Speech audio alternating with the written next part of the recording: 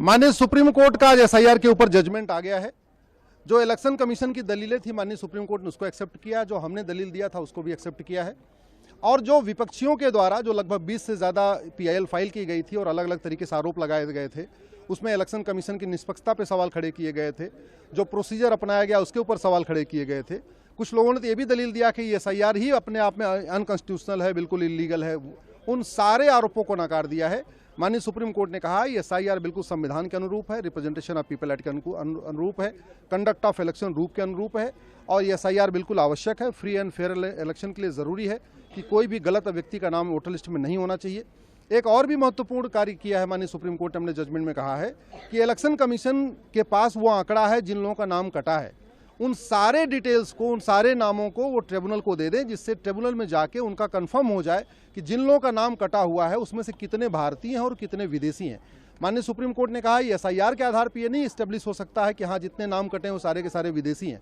तो इसलिए जिन लोगों का नाम कटा है वो सारा का सारा डिटेल सिटीजनशिप के लिए जो ट्रिब्यूनल बना है वहाँ दे दिया जाएगा, गृह मंत्रालय को दे दिया जाएगा और वहाँ फिर उनके सिटीजनशिप की जाँच होगी कि वास्तव में उसमें कितने भारतीय हैं। जो भारतीय हैं उनका नाम जुड़ जाएगा और जो विदेशी हैं स्वाभाविक सी बात है, जब सिटीजनशिप उनकी जब कंफर्म हो जाएगी कि नहीं वो विदेशी नहीं है, वो विदेशी हैं, तो उसके लिए होम मिनिस्ट्री अपना आगे का प्रोसेस फॉलो करेगी। सर, जो दस्तावेज बताए गए थे कि नागरिकता को साबित करने के लिए जो देने थे, क्या वो मामला अभी तक ठीक है? वही दस्तावेज माननीय सुप्रीम कोर्ट ने कहा है कि जो 11 दस्तावेज यूज कहे गए थे वो बिल्कुल ठीक है और इलेक्शन कमीशन ने जो प्रक्रिया अपनाई है वो भी बिल्कुल ठीक है। एसआईआर जो किया गया वो भी बिल्कुल ठीक है।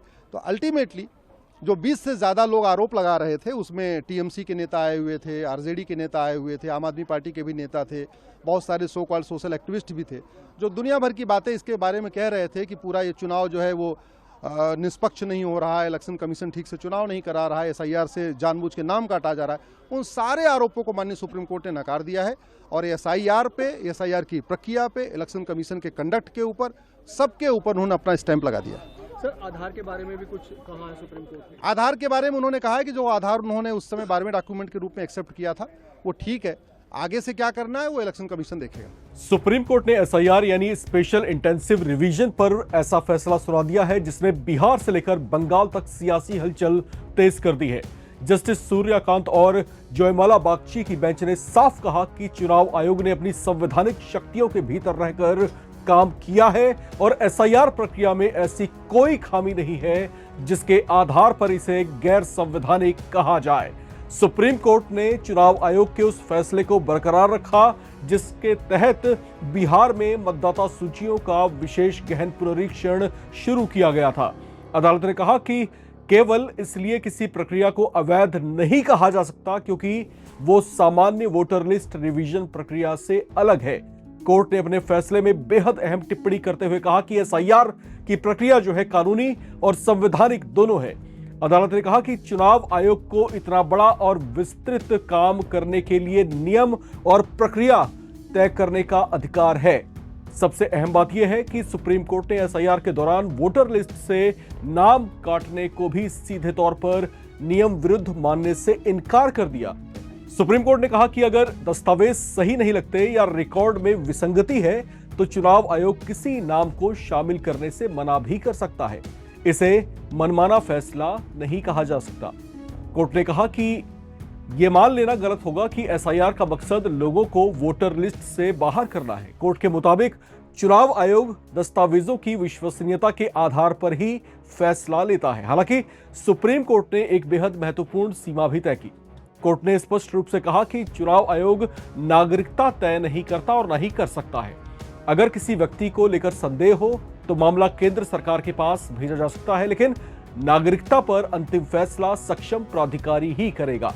दरअसल इस मामले में कई याचिकाएं दायर की गई थी जिसमें एसआईआर प्रक्रिया की वैधता को चुनौती दी गई थी। याचिकाकर्ताओं का तर्क था कि चुनाव आयोग अपने संवैधानिक सीमाओं से बाहर जाकर काम कर रहा है और 2002 या 2003 की वोटर लिस्ट से बाहर लोगों पर नागरिकता साबित करने का दबाव डाला जा रहा है। लेकिन सुप्रीम कोर्ट ने इन दलीलों को पूरी तरीके से स्वीकार नहीं किया।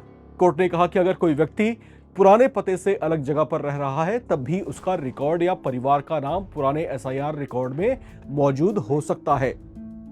अब इसीलिए प्रक्रिया को अवैध नहीं कहा जा सकता।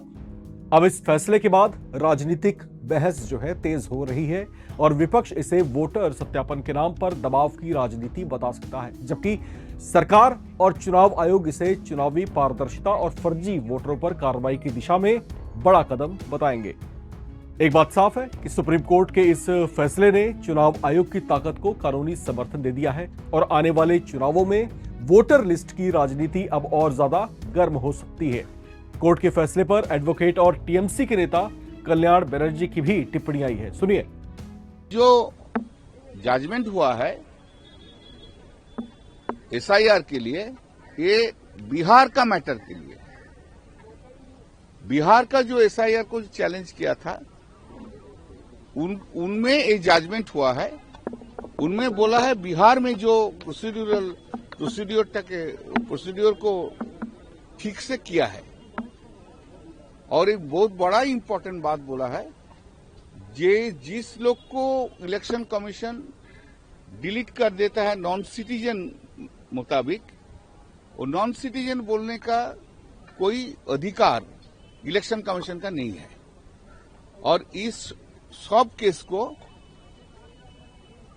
4 सप्ताह का अंदर उनको भेजना होगा।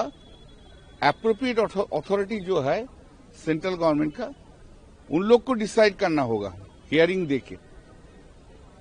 उसका बाद उन लोग सिटीजन है तो फिर उनका नाम इलेक्शन कमीशन का जो वोटर लिस्ट है, वोटर लिस्ट में शामिल हो जाएगा। हमारा बंगाल का केस में कंप्लीटली डिफरेंट है। बंगाल का केस में लॉजिकल डिस्क्रिपेंसी के बारे में बोला है, तो लॉजिकल डिस्क्रिपेंसी वो तो चैलेंज नहीं हुआ था बिहार का मैटर में। लॉजिकल डिस्क्रिपेंसी ओनली बंगाल में किया है, इसलिए बंगाल का केस कंप्लीटली डिफरेंट है, कंप्लीटली डिफरेंट है। तो बंगाल का केस जब हियरिंग होगा तब मालूम होगा। लेकिन constitutional validity of the SIR जो है उसको अपहोल्ड किया है, लेकिन और बहुत कुछ सेफगार्ड दिया है। तो वो पूरा जजमेंट नहीं पढ़ने से हम आपको बोलने नहीं सकते। Which we are saying for long that the central government has no power or police has no power to decide who is citizen and who is not citizen, and then thereafter push them back. That is not allowed by the Supreme Court today. Now, in Bengal case is completely different. Bengal case is logical discrepancy has been made, which has not even been decided in Bihar case. In Bengal case, only the logical discrepancy has been inserted by the Election Commission of India.